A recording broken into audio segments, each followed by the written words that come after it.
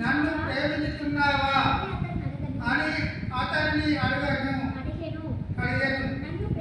నన్ను ప్రేమించుతున్నావా అని మూడవసారి నన్ను అడిగినందుకు పేతురు వ్యసనపడి, ప్రభువా, నీవు సమస్తము ఎరిగిన వాడవు, నిన్ను ప్రేమించుచున్నానని నీవే ఎరుగుదువని ఆయనతో చెప్పెను.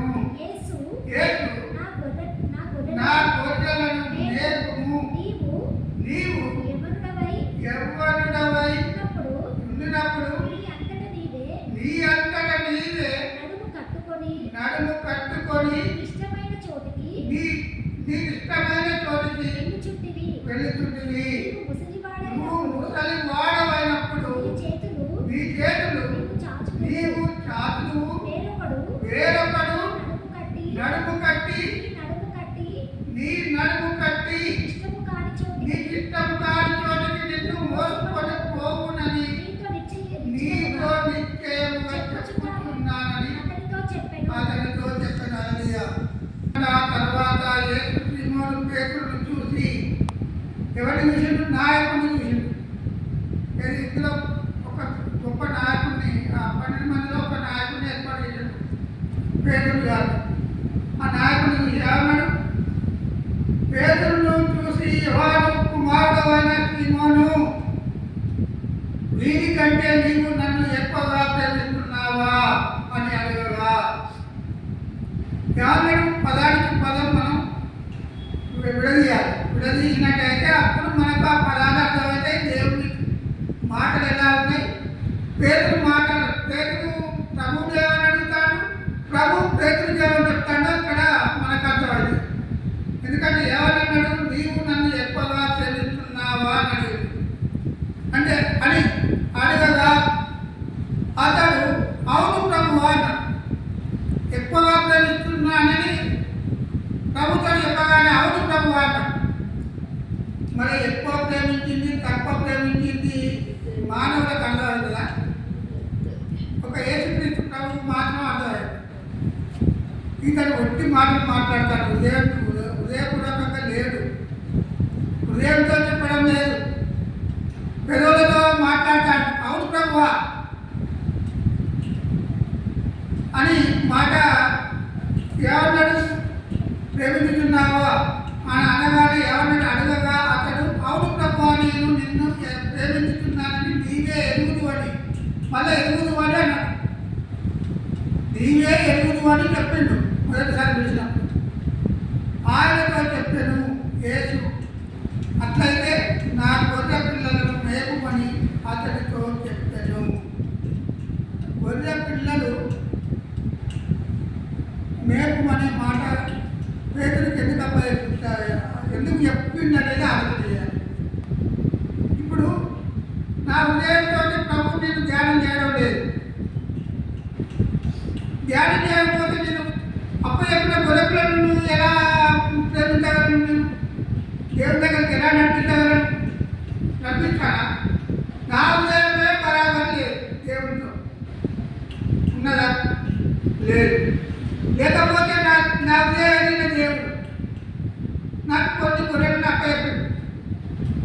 గొర్రె పిల్లలు, నా గొర్రె పిల్లలను మేపుము అని అన్నాడు. గొర్రె పిల్లలు అంటే ఎవరు? విశ్వాసులు. కొంతమందిని అప్పగిస్తారు, మేపుము అని అన్నాడు. అంటే నీవు వాక్యం అనే ఆహారం వారికి పెట్టాలి, వాక్యం అనే ఆహారం వారికి పెట్టి వారిని బలపరుస్తావా అంటే బలపరుస్తా ప్రభు అని అన్నాడు. బలపరుస్తా అనగానే వెంటనే అక్కడ ఈయన హృదయం ఎవరి ఉన్నారు? యేసుక్రీస్తు ప్రభుకు నీ హృదయం నా హృదయం అందరి హృదయాన్ని తెలవకుండా ఉన్నాడా? హృదయాన్ని ఎదిగిన దేవుడు మనకు ఆకారాలను చూసి దేవుడు ప్రేమించిన దేవుడు కాదు, మన హృదయాన్ని ప్రేమించిన దేవుడు, ఆత్మలను ప్రేమించిన దేవుడు. ఎందుకంటే ఇక్కడ నా గొర్రె పిల్లలను మేపుము అన్నప్పుడు వాక్యంతో నీకు వారిని బలపరచు. దేవుడి వాక్యంతో, నా వాక్యంతో వారిని బలపరిచిన పరలోక రాజ్య వారసులుగా చేస్తావా అని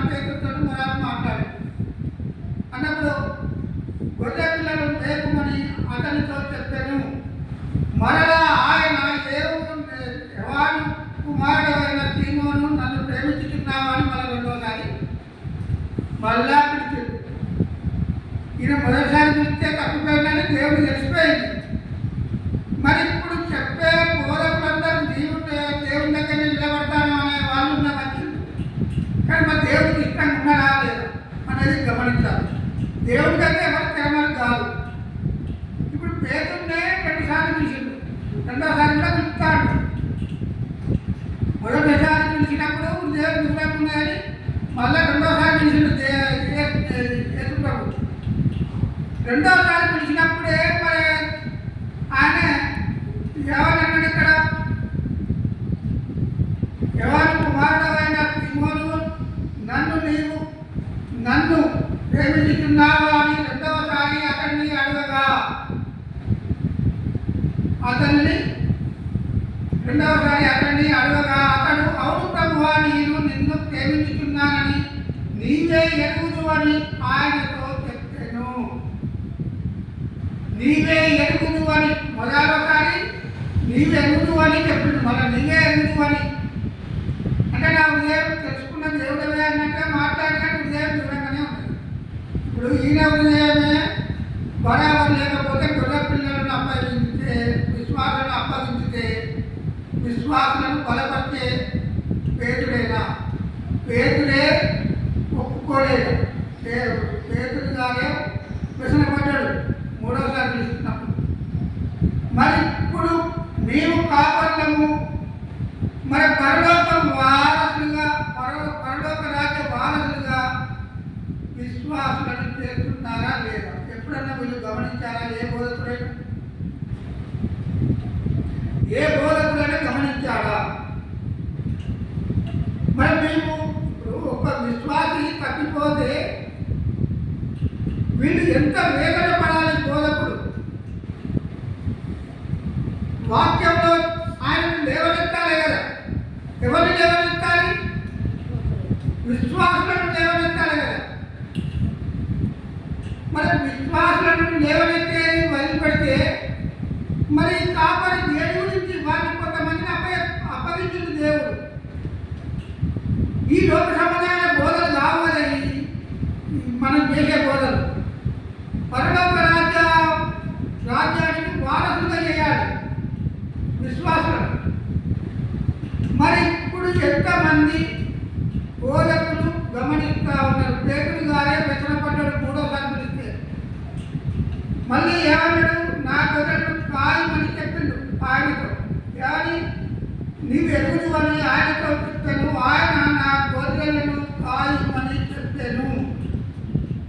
మొదటి గొర్రె పిల్లల గురించి మాట్లాడిండు, తర్వాత గొర్రెల గురించి కాయము అని అన్నాడు. అంటే వాక్యముతో వీళ్ళని బలపరిచి పరలోక రాజ్యానికి వారసులుగా చేయగలుగుతావా లేదా అని పేతురు గారితోనే ఈ మాట యేసుక్రీస్తు ప్రభు చెప్తా ఉన్నారు. ఇది యేసుక్రీస్తు ప్రభు లేచి చనిపోయి తిరిగి లేచిన తర్వాత మాట్లాడే మాటలు. ఈ ఆయన బతుకున్నప్పుడు మాట్లాడే మాటలు కావు. అయితే ఇక్కడ ఏమన్నాడు? 2వసారి ఆయన నీ వెలుగు ప్రభు అని అన్నాడు. నా గొర్రెలను కాయమని చెప్తాను. గొర్రెలు అంటే విశ్వాసులు. విశ్వాసులకు వాక్యముతో బలపరచగలవా అని పేతురికే పరీక్ష పెట్టింది దేవుడు. మరి ఇప్పుడు నా బోధనలో పెట్టడా? పెడతాడు. మరి గొర్రెలు ఇప్పుడు వీళ్ళు వింటారా వినరా అనేది దేవుడు మన హృదయాన్ని ఎరిగిండు. ఒక విశ్వాసిని తయారు చేయాలి. ఏ విధముగా? శిష్యులుగా. మీరు శిష్యులే కనుక శిష్యులకు తయారు చేయమని చెప్పుండేది ఈ మత్తయి సువార్త 28వ అధ్యాయం. మీరు శిష్యులు కనుక శిష్యులను తయారు చేయమని అన్నాడు. విశ్వాసాలను తయారు చేసి కూర్చోబెట్టుకోని అన్నాడా? అనలే ప్రభు. ఎప్పుడు భిన్నమైన స్వార్థ చేయాలి. మనం భిన్నమైన ప్రభు మాటలే వినాలి. ప్రభు మాటలే చెప్పాలి. ప్రభు ఏమని చెప్తాడో గ్రహించాలి. ప్రభు మాటలు మనం చెప్తున్నామా లేదా అనేది నాకు నేను ఆలోచించుకొని 1-2 మాటలు ఆలోచించి ప్రభు మాటలే తీసుకుపోయి విశ్వాసం చేయాలని నింపాలి. నింపాలి. నింపితే ఒక్క విశ్వాసి కనుక పరలోక రాజ్యానికి వారసునిగా చేస్తే దేవుడు సంతోషించే దేవుడు. హల్లెలూయా. దేవుడు ఒక్క గొర్రె పిల్లను అన్నాడు, గొర్రె పిల్లలను అప్పచెప్పిండు. తర్వాత గొర్రెలను కాయమన్నాడు. మూడోసారి ఏమన్నాడంటే, మూడోసారి ఆయన యోహాను కుమారుడు అయిన సీమోను నన్ను ప్రేమించుచున్నావా అని మళ్ళీ అడిగిండు. 2 సార్లు మీది మాటలు చెప్పిండు, నిన్ను ప్రేమిస్తాను ప్రభు అన్నాడు. నిన్ను ప్రేమిస్తానగానే ప్రభు సంతోషపడలే. ప్రభువు తెలుసు కదా, తెలవకుంటుంటారా ఎవరైనా? ఈ లోకంలో ఏ బోధకుడైనా ఏ విశ్వాసైనా ప్రభు హృదయాన్ని తెలవకుండా ఉన్న వాళ్ళు ఎవరైనా ఉన్నారా? 230 దేశాలు ఉన్నాయంట మన దేశం, మన ప్రపంచంలో. 230 దేశాలలో ఈరోజు మందిరాలు నడిపించే వాళ్ళు అనేకులు ఉన్నారు. కానీ మరి ఎవరు ఎలాంటి బోధ చేస్తారో దేవుడికి తెలవకుంటుంటాం మనం. నాడు పేదలకు పరీక్ష పెట్టిన దేవుడు మనకు పరీక్ష పెట్టడా? ఏ ఆహారం పెట్టాలి? వాక్యమైన ఆహారం వారి హృదయాలు పెట్టాలి. భౌతికమైన ఆహారం తింటే మళ్ళీ ఆకలేదు, మళ్ళీ తింటాం మనం పోయి శరీరానికి సంబంధించింది. మరి ఆత్మీయ ఆహారం, వాక్యమైన ఆహారం వాళ్ళ హృదయాలకు ఖచ్చితంగా నింపాలన్న వద్ద ప్రతి సేవకు నింపాలి. పేదలకు పరీక్ష పెట్టిన దేవుడు మనకు బోధకులో పరీక్ష పెట్టడా? యాకోబు రాసిన పత్రికలో ఏమవుతుందంటే, అనేకులు బోధకులు కాకుండా ఉండటం మేలు, 2 అంతల శిక్ష. అనేకులు విశ్వాసులు కాకుండా ఉండటం మేలని రాయలే. బోధకుడు కావద్దు, అయితే బరాబరి పరలోక రాజ్యానికి వారసుగా చేయాలి వద్ద. మనము ఈ లోక సంబంధం కాదు, పరలోక సంబంధం. మరి ఈ లోక సంబంధంగా బోధన చేస్తే ఈ లోకానికి మనం పరిమితం అయితే మరి పరలోక రాజ్యం పోగొట్టుకోవాలన్నా మనం? ఇన్ని సంవత్సరాలు ప్రయాసపడ్డదంతా వ్యర్థమే అనేది పేతురు. 3వసారి ఆయన యోహాను కుమారుడైన సీమోను నన్ను ప్రేమించుచున్నావా అని అతనిని అడిగాను. నన్ను ప్రేమించుచున్నావా అని 3వసారి తన్ను అడిగినందుకు పేతురు వ్యసనపడ్డాడు. మొదలో నీవే ఎప్పుడు ప్రభు అన్నాడు. దాన్ని కట్టుకోలేక ఏం చేసిందంటే 3వసారి ఏమని మాట్లాడినట్టే పేతురు కాదు. పేతురు వ్యసనపడి, ప్రభువా నీవు సమస్తము ఎరిగిన వాడవు. ప్రభువా నీవు సమస్తము అంటే ఈ లోకంలో ఎంతమంది జనులు ఉన్నారో వాళ్ళ హృదయాలన్నీ ఎరిగిన దేవుడు, నా హృదయాన్ని కూడా ఎరిగిన దేవుడు అని చెప్పగానే చెప్పింది. సమస్త మానవుల హృదయాలను ఎరిగిన దేవుడవు, సమస్తము ఎరిగిన వాడవు. నిన్ను ప్రేమించుచున్నానని నీవే ఎరుగుదు అని నన్ను అడగవు ప్రభు. నన్ను అడిగితే నా దగ్గర సమాధానం లేదు. నీవే నా హృదయంపై ఎరిగే దేవుడవు, ప్రేమించుచున్నానని నీవే ఎరుగుదు అని ఆయనతో చెప్పాను. ఎవరితో చెప్పింది ఈ మాట? పేతురు గారు వ్యసనపడ్డాడు. వ్యసనపడి ఏమన్నాడు? ప్రభువా నేను ఇన్ని మాటలు మాట్లాడింది వ్యర్థమే అయిపోయింది, కానీ నీవు నా గురించి ఎరిగిన దేవుడు తప్ప వేరొక్కడు లేదు. ఎవరి హృదయాలలో ఎవరికి ఏ ఆలోచన చేస్తాడో ఏ మానవుడు ఎరగడు. ఇప్పుడు నాడు నేడు ఒక యేసుక్రీస్తు ప్రభు మాత్రమే ఎరిగిండు. ఏమన్నాడు? సమస్తము ఎరిగిన వాడవు, నిన్ను ప్రేమించుతున్నానని నీవే ఎరుగుదు అని ఆయనతో చెప్పాను. ఎవరితో చెప్పిండు? పేతురు గారు యేసుక్రీస్తు ప్రభుతో మాట్లాడారు. యేసుక్రీస్తు ప్రభు పేతురు గారు ఏమని మాట్లాడిందో గమనించాలి మనం. మళ్ళా పేతురు యేసుక్రీస్తు ప్రభువుకు ఏమని సమాధానం చెప్పిందో అది గమనించాలి. ఈ 2 గమనించాలి. దేవుని వాక్యం అర్థమైంది. ఈ రెండు గమనించకపోతే మనం దేవుని వాక్యము ఉత్తగా చదువుకున్నట్టు పోయినట్టయితే మళ్ళీ ఏమన్నాడు యేసు నా గొర్రెలను మేపుము అన్నాడు. అక్కడ కాయము అన్నాడు, ఇక్కడ మేపుము అన్నాడు. నా గొర్రె పిల్లలను అక్కడ మేపుము అన్నాడు. పిల్లలను మేపు అన్నాడు, గొర్రెలను కాయము అన్నాడు, గొర్రెలను మేపుము అన్నాడు.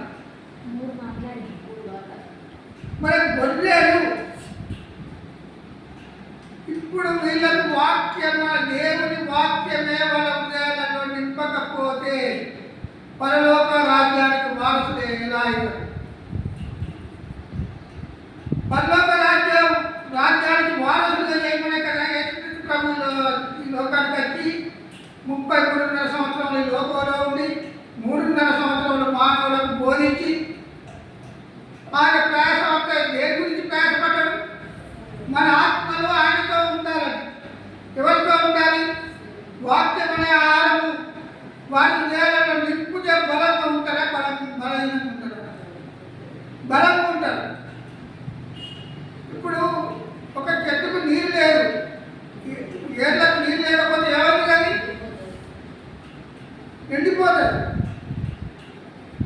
వాక్యం అనే ఆహారం ఏరుకు తగలాలి. తగిలినప్పుడే వాళ్ళ హృదయాలు బలపడతాయి. వాళ్ళ ఆత్మలు బలపడి పరలోక రాజ్యానికి వారసులుగా అనేది పేదలు ఏమన్నాడంటే యేసు నా గొర్రెలను మేపుము, నీవు యవనస్తుడవై ఉండినప్పుడు నీ అంతట నీవే నడుము కట్టుకొని నీకు ఇష్టమైన చోటుకు వెళ్ళుతుంటివి. నేను యవనస్తుడిగా ఉన్నప్పుడు నా ఇష్టమైన చోటికి నా ఇష్టమైన ఆలోచన చేశాను. అప్పుడు యేసుక్రీస్తు ప్రభు గురించి నాకు తెలుసా? తెలియదు. పేదలతో ఎవరు మాట్లాడి నువ్వు యవనస్తుడిగా యవనుడవై ఉండినప్పుడు నీ అంతటా నీవే నడుము కట్టుకున్నావు. అప్పుడు నీ అంతటా నీవే నడుము కట్టుకొని నాకు పొలం ఉన్నది, నాకు శక్తి ఉన్నదని కట్టుకున్నాడు. నన్ను నా ఇష్టంలో సరికి పోతా అని పోయిండు. పోయినాక ఇప్పుడు ఇక్కడ ఎవరు యేసు పేదలతో మాట్లాడతాడు. ఏమని మాట్లాడతాడు? ఎవరు మాట్లాడు? నీ అంతటా నీవే నడుము కట్టుకొని నీకు ఇష్టమైన చోటుకు వెళుతుంటివి. అప్పుడు వెళ్తాను ఎవరుడో వెళ్ళినప్పుడు అని పేదలతో మాట్లాడతాడు. నీ నడుము కట్టుకొని నీకు ఇష్టమైన కాని చోటికి నిన్ను మోసుకొని పోవునని నీతో నిశ్చయంగా చెప్పుతున్నానని. నీవు ముసలివాడవైనప్పుడు ఇప్పుడు బలైన వస్తుందమ్మా ప్రతి మానవునికి ఎప్పుడు బలైన వస్తుంది? ముసలివాడ అయినప్పుడు బలైనది వస్తుంది. అప్పుడు ఎవరంటారు ఇంకా ఈ దగ్గరికి? దేవుని ఆత్మ కాదు వచ్చేది, అపవాది ఆత్మ వచ్చి ఏం చేస్తుంది? నీకు బలం తక్కువన్నది కదా, నీకు నడుము కట్టుతా, నీ నడుము గట్టిగా కట్టి నేను మోసుకొని పోతానా? ఇప్పుడు ఎవరికి ఇష్టమైన చోటికి తీసుకపోతుంది అపవాది. తీసుకపోయి అగ్నిగుండానికి దారి తీసుకుపోతారు. దేవుడు మాట్లాడతాడు పేదలతో